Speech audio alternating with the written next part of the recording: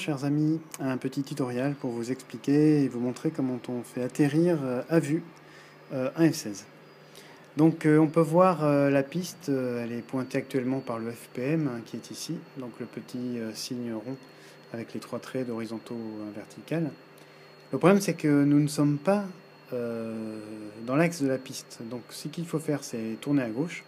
Donc je penche un peu le manche vers la gauche et je tire un tout petit peu de manière à ne pas trop perdre d'altitude par rapport à la pente. Donc je tourne à gauche, ce qui permettra à l'aéronef de se remettre dans l'axe. Ainsi on n'aura plus que le dernier virage à effectuer, ainsi que l'approche finale. Voilà.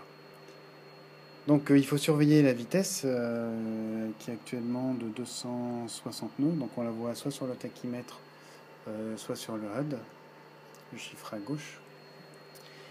Et donc ce qui permet de se situer par rapport aux 160 nœuds, qui est l'approche préconisée pour l'atterrissage. Donc là on voit la piste qui est en train donc de défiler vers la droite, et donc c'est le moment de commencer à opérer le dernier virage de manière à être dans l'axe de la piste.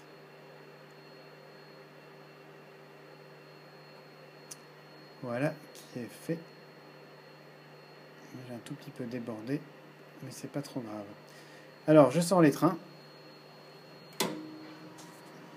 Voilà qui est fait. Et l'aérofrein de manière à pouvoir réduire encore un petit peu la vitesse puisque je suis actuellement à 180 nœuds. Alors ensuite il s'agit de mettre le FPM sur l'entrée de la piste pour dire à l'avion. Voilà, je remets un peu de gaz de manière à rester à 160 nœuds. De manière à permettre à l'avion de se poser sur l'entrée de la piste, puisque il ne faut pas oublier que le FPM est, en fait, indique la trajectoire que suit l'avion, notamment son intersection par rapport au sol. Voilà, donc là je reste à 160 nœuds, j'indique toujours en entrée de piste le FPM. Nous sommes sur les rails, donc tout va bien pour le moment. Voilà, je m'en mets plus dans l'axe. Ensuite, arrivé en entrée de piste, on fait l'arrondi, donc on coupe les gaz, et on fait l'arrondi de manière à toucher. Voilà, l'arrondi consistait à mettre le FPM en bout de piste, et on touche à 140 nœuds, normalement on touche à 130, mais c'est assez correct comme atterrissage. Donc on pousse le joystick vers l'avant. Voilà, le manche pousse en avant de manière à ce que les 3 roues, le train avant, touchent le sol, et on appuie sur le haut des 2 pédales en même temps, de manière à pouvoir freiner l'aéronef. Donc là on n'est plus qu'à 100 nœuds. Je continue le frein. 70 nœuds. 60 nœuds. Alors maintenant l'indicateur est tombé à 0 puisque le HUD n'indique pas les vitesses inférieures à 60 nœuds.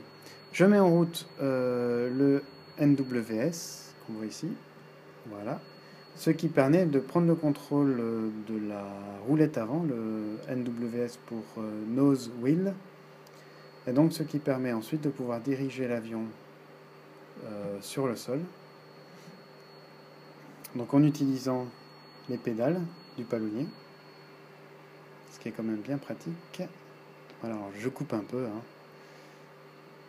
Je me suis autorisé cette petite liberté. Et ensuite, il y a un hangar qui est ouvert et qui est prêt à nous accueillir. Il faut bien faire attention de ne pas couper la queue arrière.